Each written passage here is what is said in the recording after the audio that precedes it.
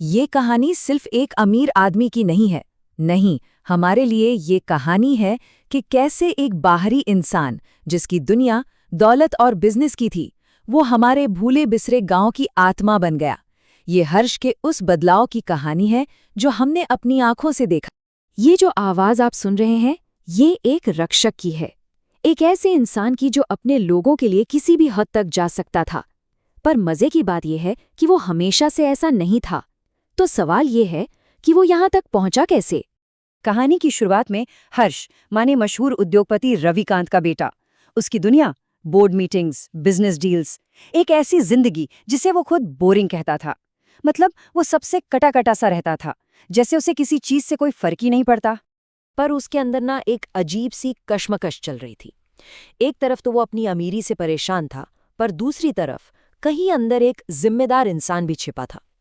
जैसे एक बार जब उसके पिता के एक कर्मचारी को मदद की जरूरत पड़ी, तो हर्ष ने बिना एक पल सोचे 20 लाख रुपए दे दिए। और जानते क्या कहा? ये हमारी जिम्मेदारी है। शायद ये उस इंसान की पहली झलक थी जिसे हम आगे चलकर जानने वाले थे।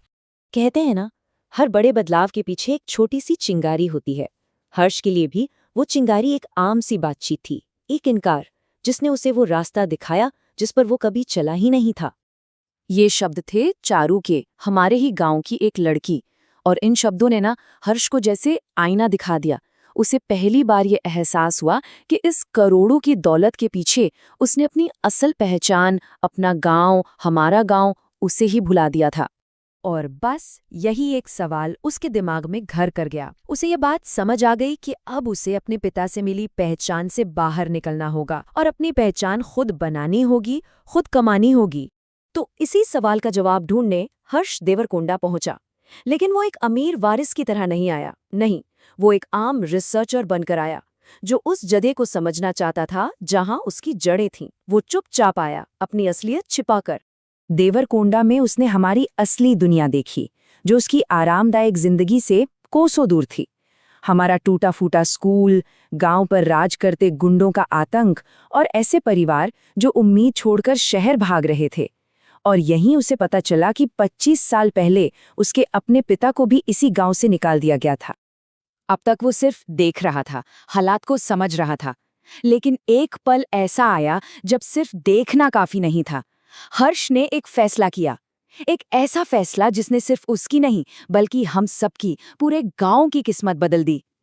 ये सिर्फ दान का कोई खोखला वादा नहीं था, नहीं, ये एक गहरी, एक पर्सनल जिम्मेदारी का ऐलान था। उस एक पल में हमारे लिए वो सिर्फ एक बाहरी आदमी नहीं रहा, वो हमारी उम्मीद बन गया। जब उसने कहा कि वो पूरे गांव को गोद लेगा। और ये सिर्फ बातें नहीं थीं, उसने फौरन काम शुरू कर दिया।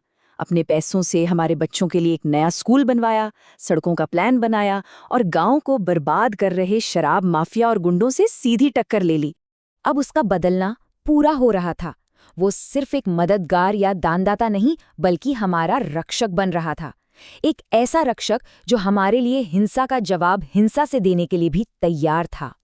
और उसकी ये नई भूमिका तब सामने आई जब गुंडों ने हमारी जमीन छीनने और चारू को अगवा करने की कोशिश की। उस दिन हर्ष ने पहली बार हमारे लिए हथियार उठाए और साबित कर दिया कि वो सिर्फ पैसे से नहीं बल्कि अपनी जान पर खेलकर भी इस गांव की रक्षा करेगा। लेकिन असली लड़ाई अभी बाकी थी। ये लड़ाई दुश्मनों से नहीं बल्कि खुद से थी। ये चुनाव था उसके अतीत और भविष्य के बीच, उसके पिता की दुनिया और हमारे गांव के बीच। उसकी पुरानी जिंदगी, उसके पिता का प्यार, सुरक्षा का वादा, सब उसे वापस बुला रहा था।